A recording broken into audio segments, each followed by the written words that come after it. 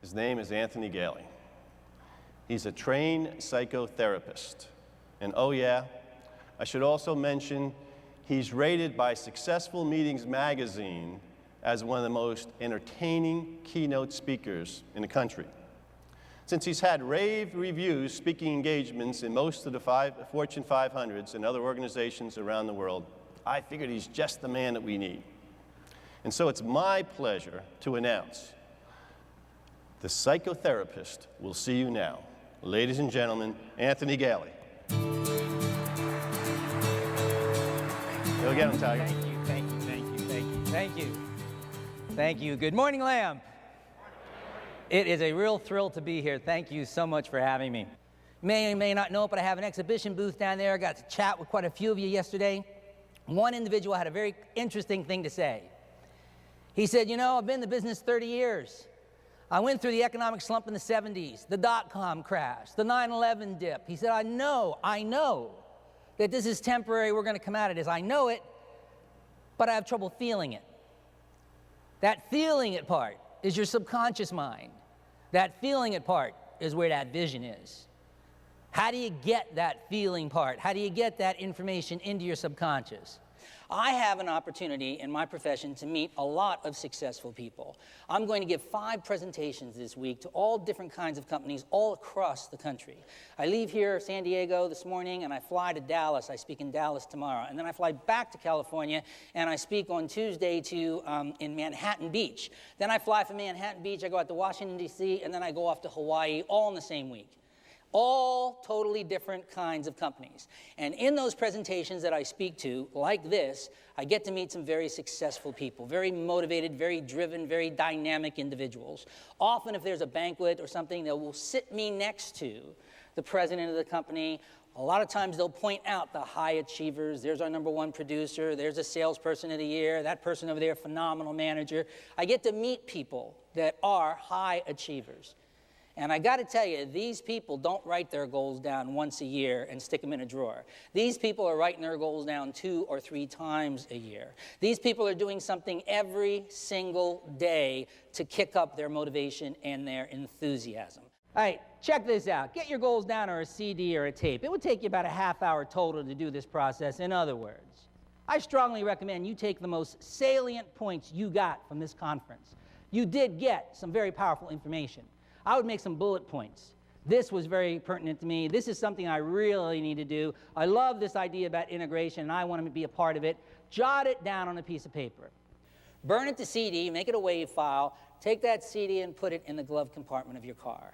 How many hours a week do you all spend driving around in those vehicles? I mean, it's unbelievable, isn't it? How difficult would it be, maybe once a day, to take that little gold CD of yours, pop it in the machine, and hear in the background your own voice reminding you over and over again what your production numbers are, how many new brokers you want to generate, how you always want to ask for referrals. Over and over again, droning in the background. Now, if you actually did that, heard that tape once a day, every day for 2 or 3 weeks, I'll tell you what's going to happen. At the end of 2 to 3 weeks, you're going to end up with the same net psychological effect as television commercials. It's passive repetition. You made no effort to learn the commercials. But if you drive to work every day and you're listening to a radio program and they start playing those radio commercials over and over again, it doesn't take long. You pick up every nuance, every song, every word, every note, and you do it unconsciously. And clearly it works. Clearly it works. Or advertisers would not be spending billions of dollars a year doing it to your brain. I say, do it to yourself. I say if you're going to get and stay motivated, you need some organized program to do that.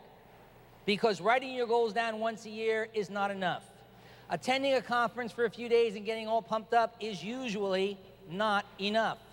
If you're truly going to motivate yourself for the long term, you need to be on what I call a motivational program.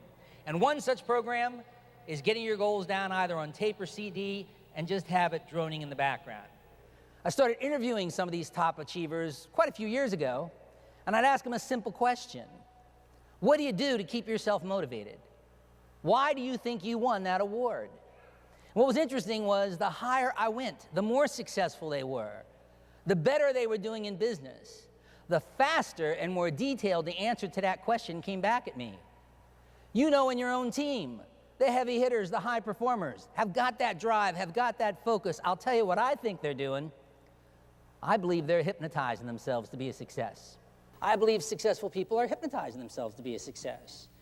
They don't call it that, of course. They don't say, I practice self-hypnosis for 5 minutes every night before I go to bed. They usually don't say that. But if you listen to them, they're telling you what they do. They'll say, I started out 10 years ago, didn't have much money, didn't have that much of an education, but I had a vision, I had a dream. I could see myself doing well in this business. I remember first day I went to work driving around that clunker of a car, but I used to cut out pictures of Mercedes. There's the Mercedes out in the driveway. There's the home I knew someday I'd be living in.